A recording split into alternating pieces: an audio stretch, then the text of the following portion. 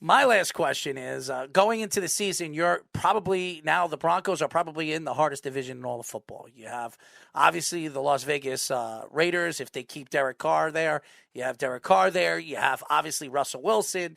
You have Patrick Mahomes, and then you have Justin Herbert, a young superstar right in front of our eyes.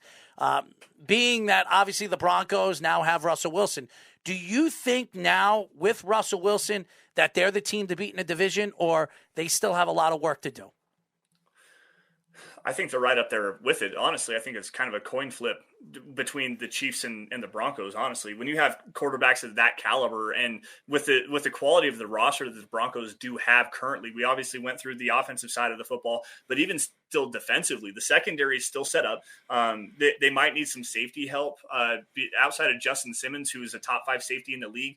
They have Caden Stearns, a second-round player out of Texas from last year, who played well, but not well enough to go into the season with him as the starter. You're probably going to want some competition for him. The linebacker position with Baron Browning, they're going to bring back potentially Josie Jewell is a guy they're going to bring back. They also have Micah Kaiser and Jonas Griffith, a couple of guys that played towards the end of the season that actually fit very well with what this defense wants to do. The defensive line is really the biggest question for me on this team right now. Because you obviously traded off Shelby Harris. Mike Purcell, who's a nose tackle on this team, is probably on his way out as a cap casualty. You've got Draymond Jones, potentially Deshaun Williams is a guy that could stick around. But then Bradley Chubb is a huge question mark because he just can't stay healthy. And when he is healthy, he's a great player. Like you really like to have a guy like that. But on the other side of that, Malik Reed has been not great. Jonathan Cooper, a rookie last year, has some play strength issues he's got to work through. There's just not a lot to work with. They've really got to bolster this pass rush. But still, even outside of that, there's enough talent on this team. With a quarterback like a Russell Wilson that can go and win you some football games, this team is going to be very lethal in the AFC West especially. But I believe they're going to be a playoff team. And they, depending on what they do in free agency and if they can fill some holes in the draft as well, they are legitimate Super Bowl contenders like right away. Like this team has enough pieces, and with a Super Bowl winning quarterback, a quarterback the caliber of Russell Wilson, they're knocking on the door for sure. Yeah, the betting odds already put them fourth already in terms of winning the Super Bowl after the Russell Wilson trade.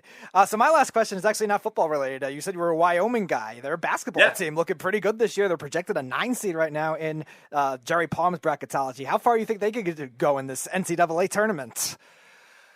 You know, it's really funny. I don't follow the college basketball scene very much, but what I do follow from the Wyoming aspect of it, they played CSU really tough. Won a game in Fort Collins a couple of weeks ago. Then they lost in Laramie just the other day. Sounds like they were right on the doorstep of being ranked, so I'm very excited. I know Graham Ike is a guy that's getting looked at as far as a potential professional player. Hunter Maldonado, one of their wing players, is a high quality scorer, guy that goes and rebounds the basketball well as well.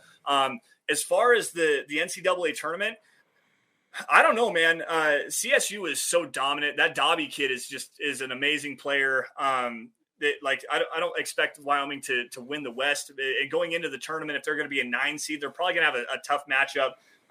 So if they make it out of the first round and the second round, I'd be proud of them. If they make it out of the second round and going into the Sweet 16, man, that would be a lot of fun. And I think they have enough talent. They should be able to do it. So I'm looking forward to it. I can't wait. The way this projection line is, according to Jerry Palm, they would play Murray State in the first round as the 8th seed, and then they'll get to play Gonzaga.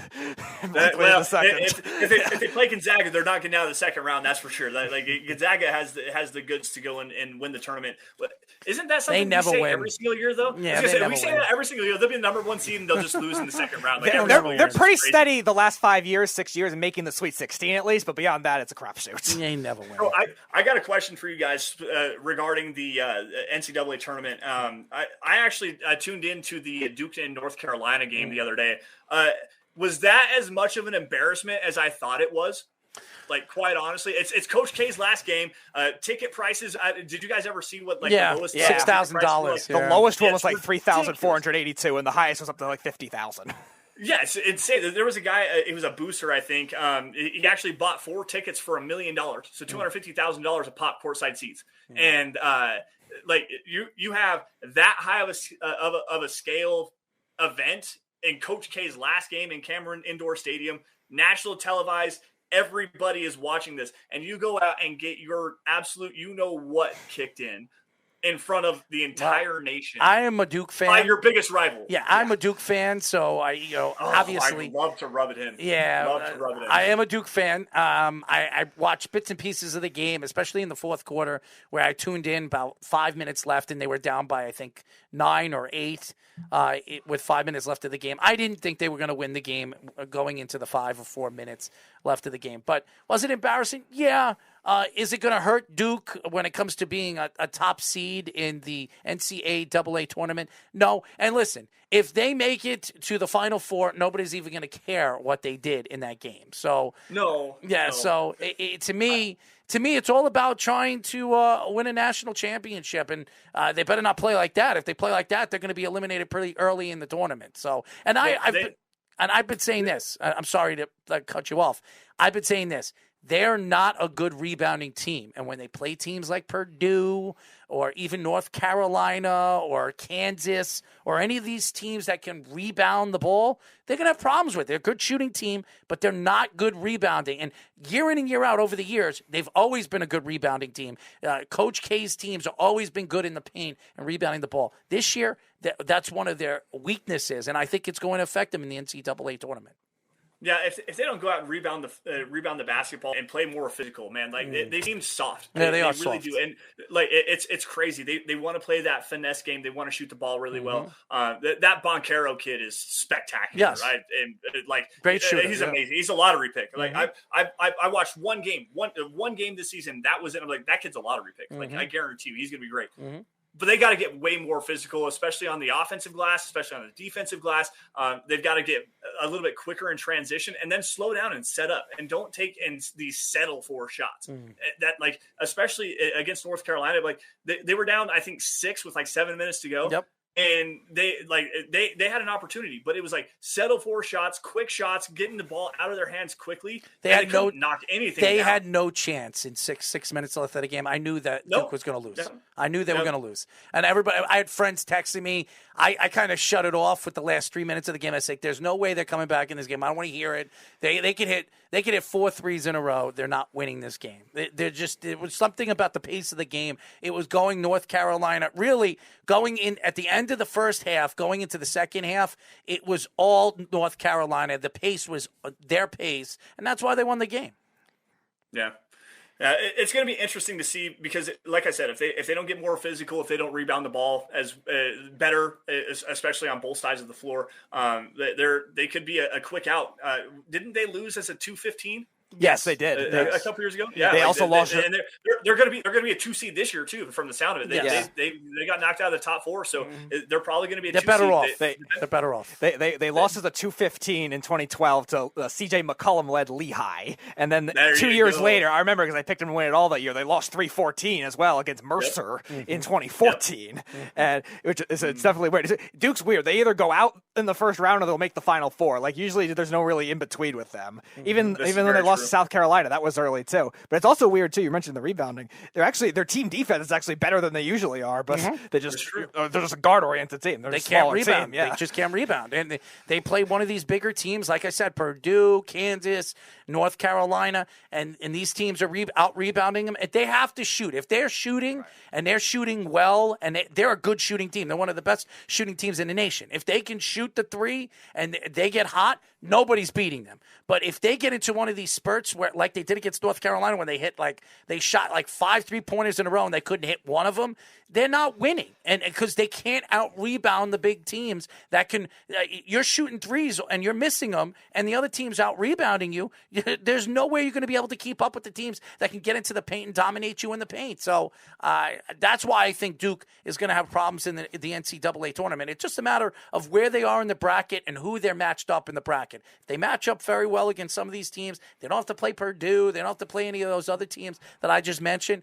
I think it'll be a very easy Sweet 16 for the Duke Blue Devils. If they do have to play one of these big rebounding teams that like to beat you up in the paint, they're not winning. They're going to end up with Kentucky then, because they got probably the best big man in basketball. Yeah, so. Yeah, it's true. Yeah, that's very true. Lance, why don't you tell the fans how they can find you on social media? All right, guys, you guys can follow me on Twitter by finding me at Sanderson MHH. And also, guys, while you're at it, if you're a Broncos fan, also hit up at Mile High Huddle, where you guys are going to find instant news and analysis, breaking news on your Denver Broncos. You'll find film breakdowns, opinion articles. I've got a bunch of scouting reports that will be coming here over the next about month and a half or so leading up to the draft. I also do a huge fan consensus mock draft where I go and read about, 10,000 comments over every single team and try to figure out, who do the fans want for each one of these picks. So I'm going to be publishing that about a week before the draft. But guys, also, if you guys are on YouTube, make sure you guys go to Mile High Huddle on Friday nights at 6 p.m. Mountain Time, 8 p.m. Eastern Time, where you guys are going to find me live with my co-host Eric Trickle on the Valley Deep Divers podcast. If you guys are Broncos fans and want to help support the show, huddleuppod.com, where you guys can get some merch. You can get one of these hats. There's a face mask, a t-shirt, anything to suit your guys' fancy. But Speedy needs a face Sanderson, mask. MHH. I mean, look at that face. I mean, he needs one. Oh